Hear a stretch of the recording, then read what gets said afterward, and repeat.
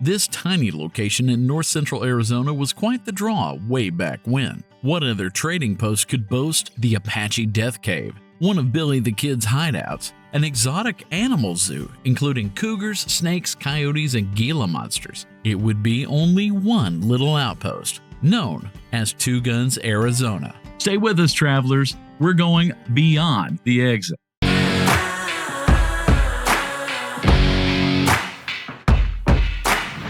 So to start with, let's get our bearings. Exit 230, just off of I-40 in Arizona, takes us to our story for today. Nearly equidistant between Flagstaff and Winslow, Arizona, the ruins of Two Guns lie on the south side of the interstate, waiting for someone to come and visit again. You will know you're in the correct spot if you see the hand-painted sign promising mountain lions. Each year, a little more of the remains seem to crumble and disappear. So let's go back in time to tell the stories of this ghost town before they completely fade away. Should you happen to visit the site, please be aware. The building remains are not stable, glass and nails are prevalent, and in summer, it makes a wonderful home for rattlesnakes. Please stay safe on your excursion. Here we go. It was 1878. A band of Apache raiders attacked a Navajo encampment near the Little Colorado River. Nearly every Navajo man, woman, and child was killed when it was done. After looting the camp, the Apache kidnapped the remaining 3 Navajo girls, racing off into the night. Little did they know they would never see their tribe again.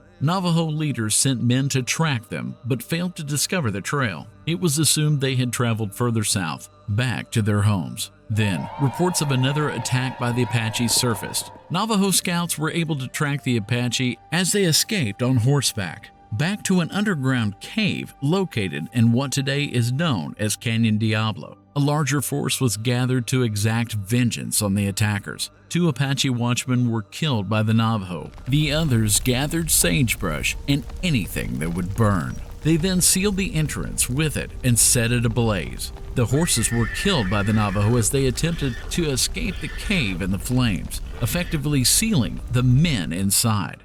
42 of the Apache attackers died of suffocation in what today is known simply as the Apache Death Cave. Legend of this event was spread far and wide. But the legends don't end there. In the winter of 1879 and 1880, Billy the Kid also used a local house on the far side of Canyon Diablo as a hideout. And if that wasn't enough to fuel the stories, the Wild West town of Canyon Diablo, which is a great story we recently told in another video, lived its short but infamous life for 18 months, starting in 1881. It was quite a happening place if you were on the wrong side of the law. But it didn't stop there. In 1889, a band of outlaws, local ranch hands as the tale is told, robbed a train at the Canyon Diablo Bridge and allegedly hid their loot under a small crossing over the canyon near Two Guns. Cash, gold, and silver coins, valuables, and jewelries were stolen from the passengers and stashed away. When the men were caught, they only had $100 to their name. To this day, many have tried to find the treasure, but it remains hidden to all. So, by the time Ed Randolph arrived to settle his property, quite a colorful canvas had been painted about the area. Some called it haunted because of an Apache curse on the Death Cave. Others, a den for thieves and treasure hunters. Many said it was both, and no place for any law-abiding homesteader. These stories did not deter Mr. Randolph in the least, as he built his trading post dubbed Canyon Lodge right next to the Death Cave. Over the years, he would see the construction of a new bridge built across the canyon, which later was added as a part of the National Trails Highway. This designation brought something brand new to the area: tourists in their newfangled automobiles. Although Ed Randolph had a thriving business, which did include new gas pumps at his trading post, he decided to sell out when approached by a couple wanting to purchase his place. About 1922, Earl and Louise Cundiff had moved west, chasing their American dream. In their case, it came in the form of a trading post, some stone ruins, and 320 acres of Arizona desert purchased from Randolph for $1,000. They quickly expanded the site to include some accommodations, a restaurant, and a larger fueling area.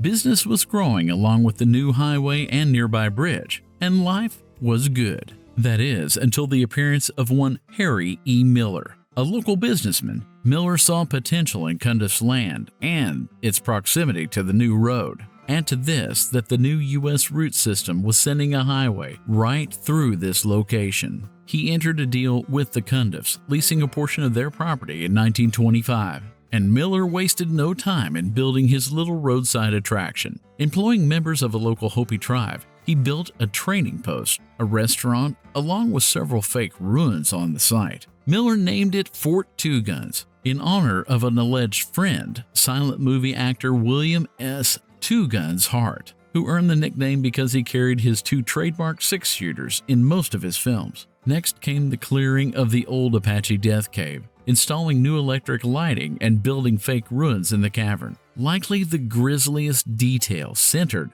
on his method of disposal for the Apache remains. He shockingly sold them to tourists as souvenirs. The changes didn't stop there. A short time after opening, Miller made the declaration that he was full-blooded Apache and should furthermore be known as Chief Crazy Thunder. Strangely enough, he had made a similar announcement the previous year stating that he was to be known as Harry Two Guns Miller. Likely the change was less about his newly found heritage and more about common currency. Regardless his reasons, Fort Two Guns was quite a successful venture. Paid tours were sold from the replica Hopi House Lodge erected next to the cave. In addition to the cave tour, the zoo exhibition and a trip to Canyon Diablo was added to boot. There you could purchase piki bread made in the traditional Hopi style and wash it down with a cold soda. People just couldn't seem to get enough.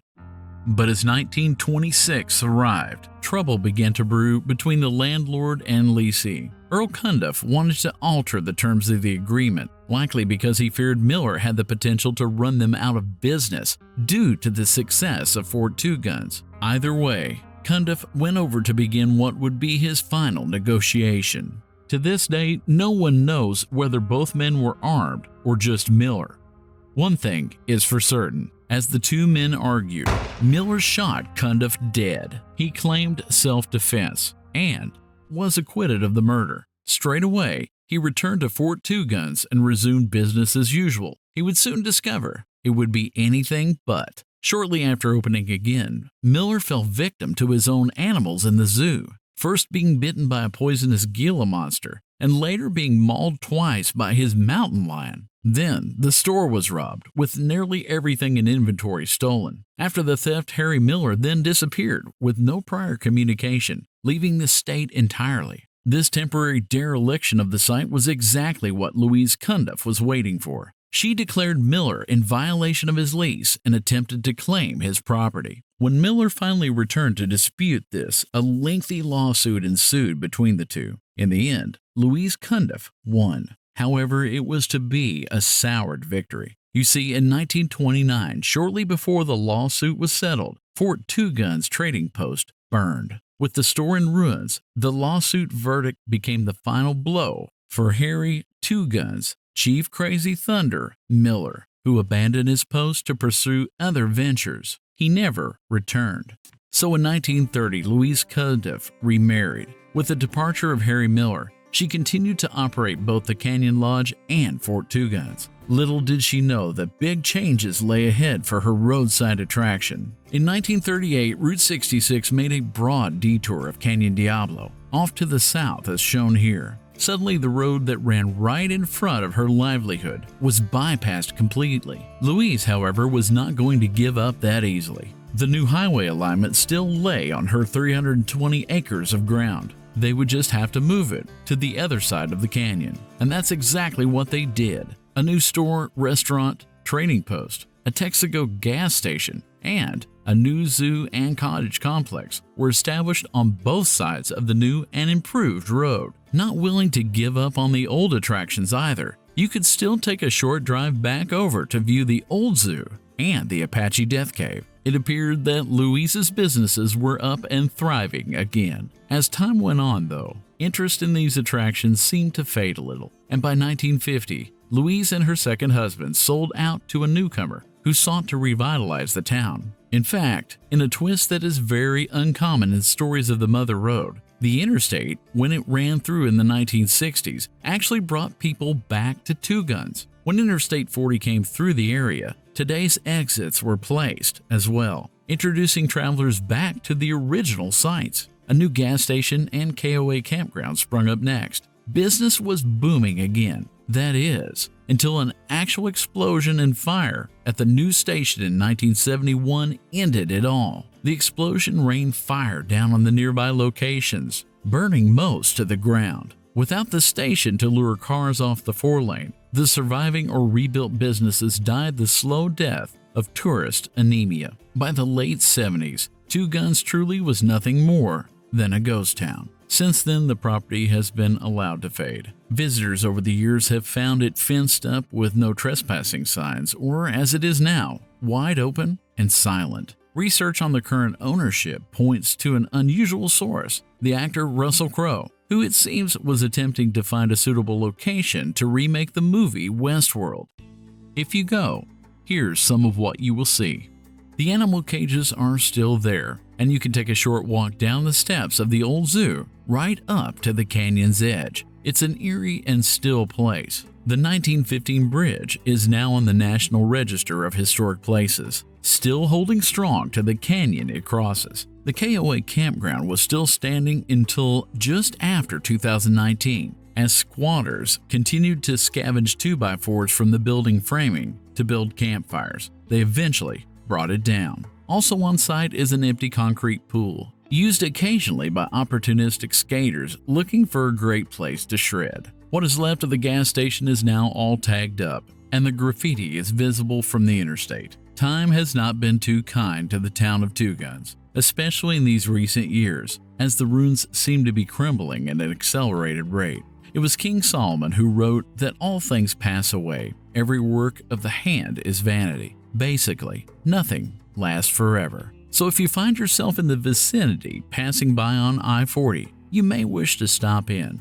If you do, look closely and listen. Imagine travelers stopping to tour the zoo and get some gas, or see the Apache Death Cave. Imagine the sounds of kids asking their parents for trinkets from the gift shop, the smell of peaky bread baking, the sounds of families splashing in the pool at the campground, or just taking in the awe of the nearby canyon, listening to the wind howl through. Yes, it's a good time to make time now, before imagining is all we can do.